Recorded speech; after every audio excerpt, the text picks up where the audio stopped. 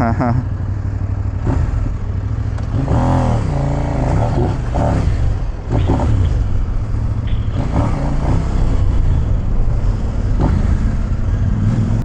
up guys? So today is another moto adventure.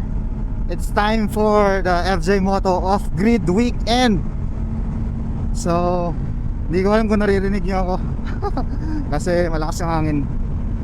Pero papunta tayo ng Banawe, Ifugao. Nandito tayo sa SFX. Dala natin yung Coupe 800 syempre. Nandyan si Kuya DJ at si Kuya Jay. Actually guys, hindi dapat talaga kami kasama. Last minute lang nag-decide kami sumunod. Kaya yung grupo nandun na, nauna na. Take off na sila kanina. Sumunod lang kaming tatlo. So yeah, I think di ko alam kung maabutan natin sila sa road or doon na mismo sa Banawe. Pero this trip is a cultural ride kasi pupunta tayo sa Banawe. May special ritual na mangyayari doon, yung Punok 2026. So more of that later, kakwento ko at medyo mahangin. So doon na tayo magkwentuhan pag nakahinto tayo. So guys, nandito na tayo sa Maliko. And ito yung unang long ride netong Coupe 800 natin. So pupunta tayo Ifugao, Banawe, Ifugao. Mga 5 hours from here yung pupuntahan natin.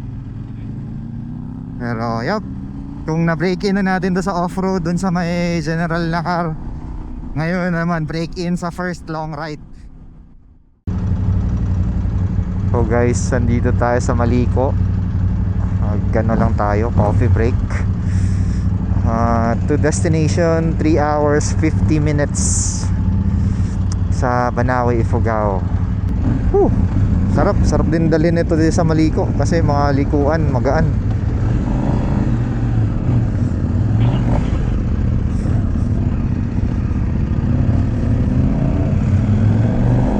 Let's go.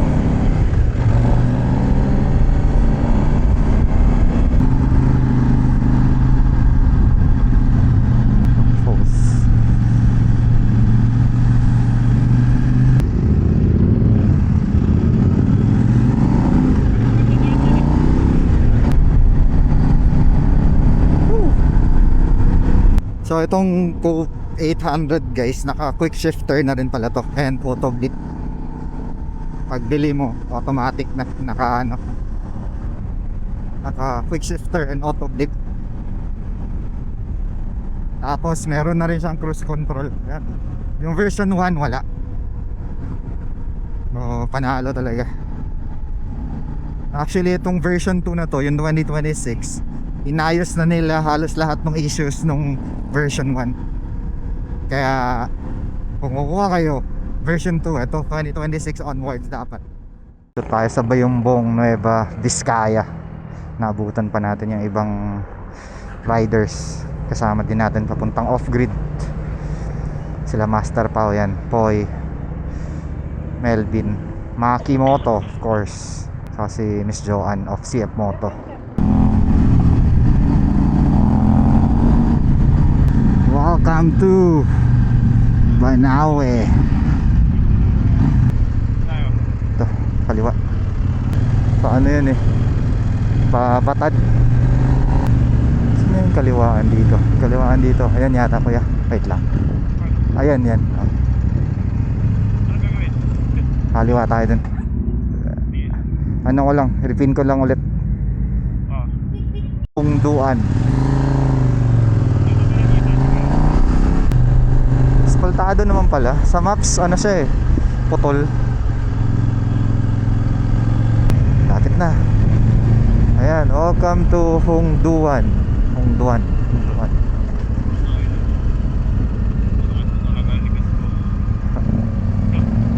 Ayan na nga oh. Hapaw. Wow. Punok. Ayan.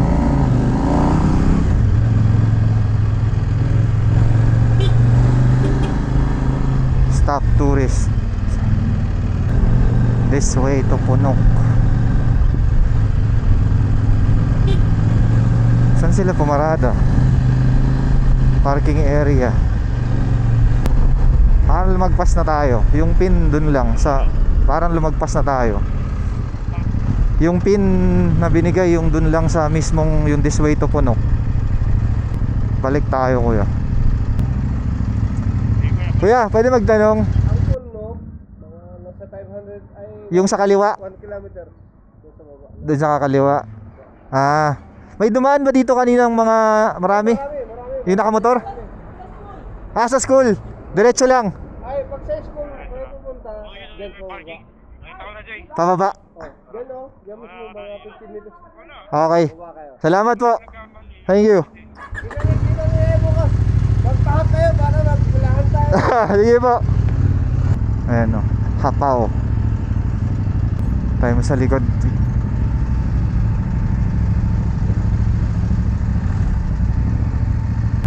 Sabi ng tinanungan ko, bukas magbahag ka. Humila ka din. Ayan na.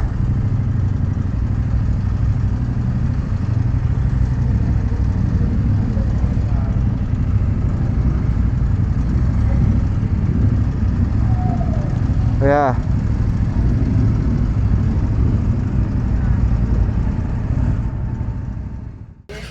Dito na tayo sa Hapaw Elementary School. Ang daming motor. Nasa 50 plus. Kuya Mads oh.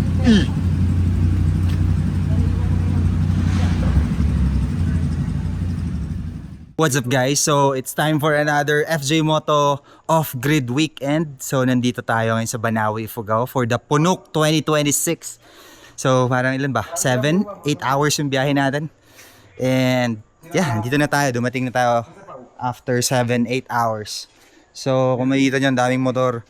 Nasa 50 plus yata total. Tomorrow talaga yung pinaka parang event, yung parang tug of war. So it's a ritual eh. Punok, it's a ritual after nung harvest season nila. So parang ganun, something like that. So search na lang din, Punok. Pero yeah, so yung off-grid weekend natin for this month is more of like a cultural ride. So makikiya na tayo, immerse tayo sa ritual nila dito. Actually, I don't want to call it a celebration kasi parang sabi nung iba, it's really not a celebration, it's a ritual. So parang ganun. So, basta papakita ko as much as possible sa inyo bukas, and yeah, kung sino-sino mga nandito, ang dami natin, the same usual, and may mga bago daw. So, again, humabol lang tayo, kasama din si Kuya DJ, si Kuya Jay. Dapat di tayo kasama, pero yeah, nandito tayo. And matagal na akong sinasabihan ni Nong Amor na i-experience tong Punok.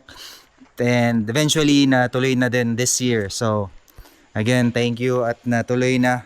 Salamat sa off-grid weekend at napuntahan na rin natin to. So, yeah.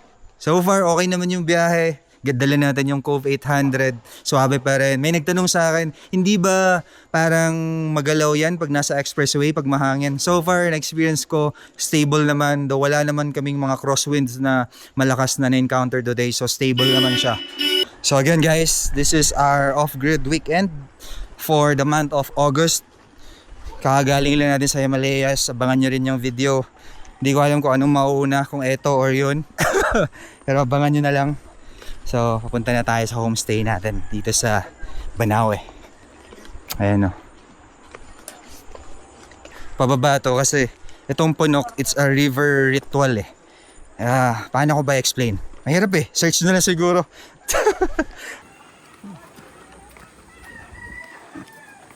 Punta dito sa homestay.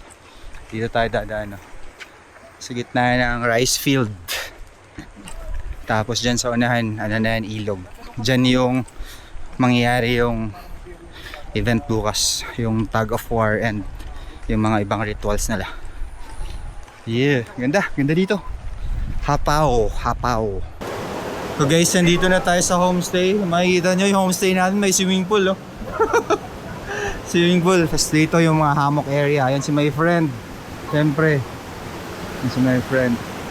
May mga kwarto din doon sa kabilang building, meron din dito. Malaki, malaki. Kinarog Kuya Ruel din to. Lola. Yung lola nila. So yun, yung friend natin si Kuya Ruel, siya din yung may-ari ng classroom doon sa Lubuagan, yung pinupuntahan natin doon. So dito pala yung roots ng family nila, kaya ayan, siya yung mag-accommodate sa atin dito for this off-grid weekend. Lasang blade. Wala pa ako na talagang tuti talaga. Tuti. Ito, lagyan mo ako tuti, under na ako eh.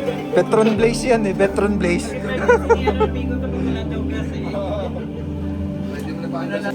Unexpected lang kasi siya kasi para sa pizza. Oh, trip wine.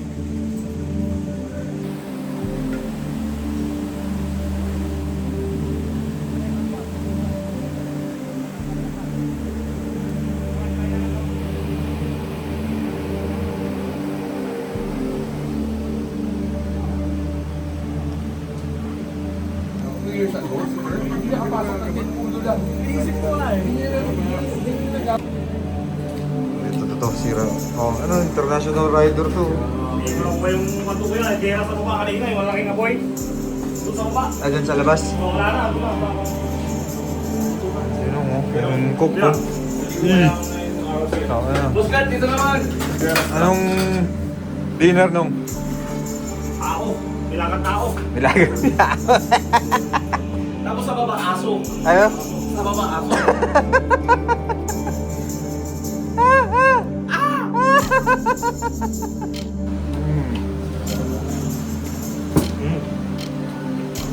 Daming gulay niya, no? Isang balde. Wala na kaya alam, buhay na lang.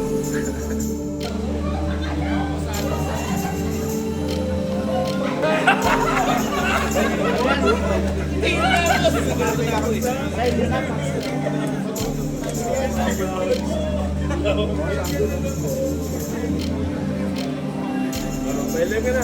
Sayo-sayo mo na, boss. Yeah.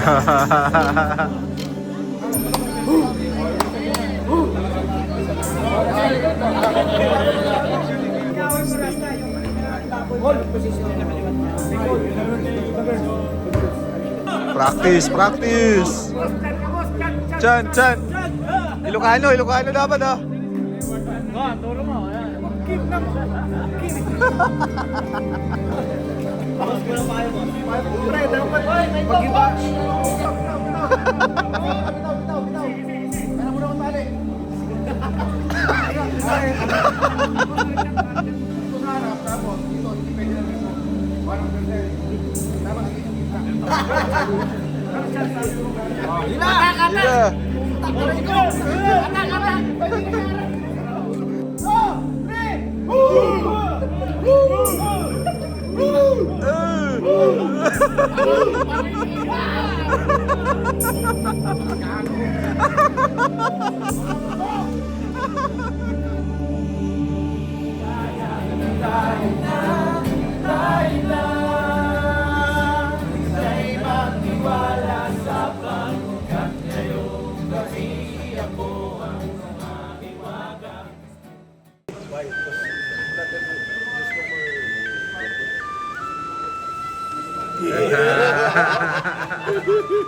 Morning, kuya. Morning! Ayan, oo. Oh. Bibigyan ka ng lap dance, kuya. Sayawan mo, kuya. Iyan, oh. Hey. Oh guys, sila yung mag-represent ng tribe nila Kuya Ruel. Yun. Guys, ilang taon na hindi na nanalo yun, ha? Oh, walang pressure. Nag-import. Itutuloy yung legacy yan. Tutuloy yung legacy. Buhay na siya. Sa longganisa. Sakit po kuya.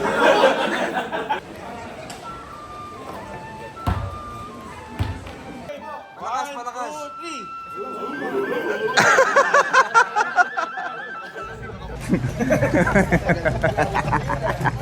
Good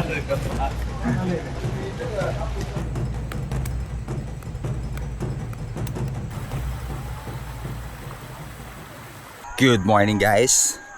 And today is the day for the Punok ritual. Ito na yung pinaka-highlight, yung para magta-tug of war na yung tatlong tribes. And ngayon, papunta na tayo dun sa location. Kasi sa river sila magta-tug of war. Tapos may mga rituals din sila. As in, today talaga yung pinaka-highlight of the Punok. And then, nakakatuwa lang kasi nandito tayo sa gitna ng rice terraces. Yung kabilang tribe nandun, oh, nagsisigaw na din, oh. Papunta na sa isang location, magmi-meet-meet na yung tatlo. Kaya ng galing, hayop. Exciting. And of course, I think this is the real immersion talaga. Kasi part ka nung ritual nila eh. Tapos dapat nakabahag costume. Ayun, andun na sila, nagsisigawan, oh.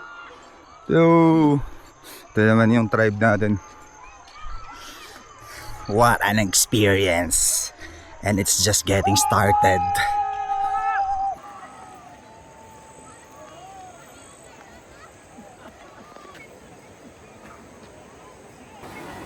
Guys, ayan na yung kabilang tribe, oh. Ay, kabilang barangay. Pababa na rin sila.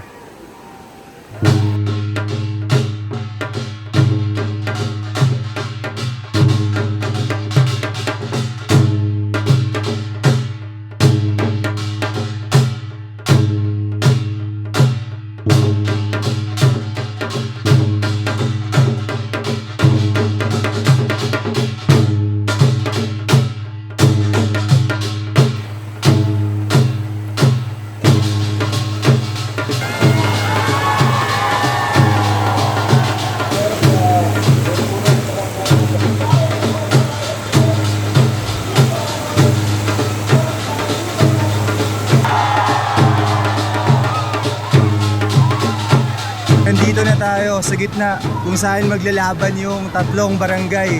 Yung Nunggulungan, yung Baang, tsaka Hapaw. So yung i-represent ng grupo natin is yung Hapaw, kung saan yung tribe nila Kuya Ruel. Exciting, ang galing, ang ganda kasi may isang river na parang nagsanga. Tapos dito yung intersection, dito sila maglalaban ngayon. Dito yung tug of war, dito yung ritual, dito yung final na na mangyayari for this event.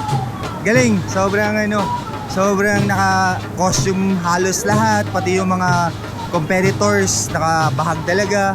Tapos ang daming tao, daming nanonood. Galing! Parang pag nandito ka in person, may feel mo talaga. I think this is one best way para explain or i-experience yung immersion na tinatawag nila. This is the Punok 2026.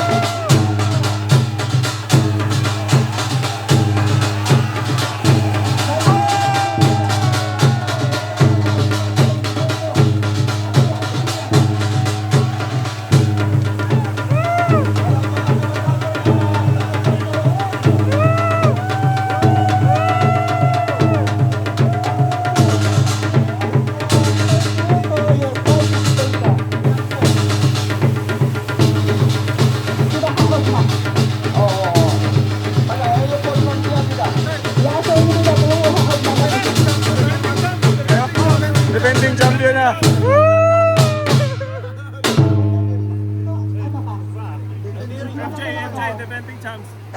2026, no? 2026. So, ayun, nakita nyo na yung Punok event, ritual. So, galing lang kasi pagdating natin doon, parang yung tatlong barangay, kanya-kanyang lakad papunta doon sa location. Tapos, may feel mo, nagsisigawan na, taas na nung may intensity na. Tapos, syempre, ayun, naghatakan na. So, may mga ano pala yun. May mga, ano ba tawag dun? Category. So, may matanda, may babae, may bata. Tapos, sa huli, syempre, yung mga visitors dun nag-participate. Yung mga guest na from the FJ Moto Off-Grid. And yes, nanalo sila. Tinalo nila yung kilaban. So, sabi nila, kailangan daw i-defend next year. Pero, what an experience. Grabe. Tapos, meron dun yung pahabaan ng hinga.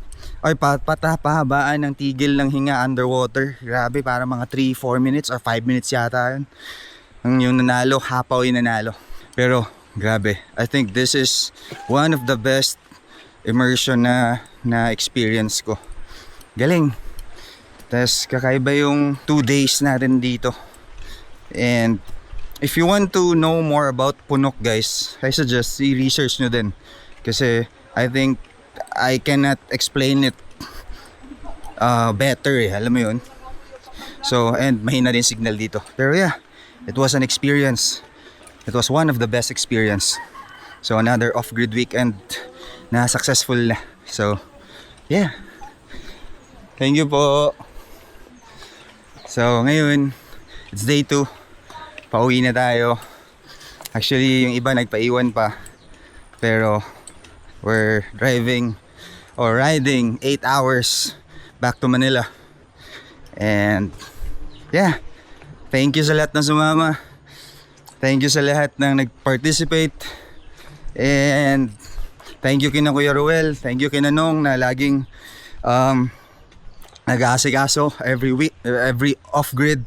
Sila yung sinong usually laging may pakana nito sa mga idea, sa plans, and sa mga paghanda ng pagkain. So, salute sa mga kasama mo nung sa Aurora Boys and everyone. Pwede sila mag-input if you want. Yeah. So we can looking at yung audio kanina. Ano paano ko papadala yung audio dito? And their recommendations. Thank you po. Thank you so much. Kuya Ruel. Hindi ko na kasamahan sa taas. Oh, okay. 90%. Yeah. Thank you. Thank you, ate. It's good to see you. Boys, thank you. I'll see you guys soon, no? Daanan ko kayo dun sa inyo. So guys, that was Kuya Roel and Ate Irene, our good friends from Baguio and Lubuagan and from here also. And yeah, sila yung pinupuntahan natin sa Lubuagan na glass room. If nakikita yung mga videos ko sa kanila before, sila yun. Napaka-accommodating, they're very good people. Kaya it's really nice na nakikita yung nakakasama natin sila lalo sa mga ganitong event. So yeah, akit na ako. Haba pa yung akyatin. So, let's go. My friend, kumusta ang off-grid weekend for the month of, was it August? August na ba? August.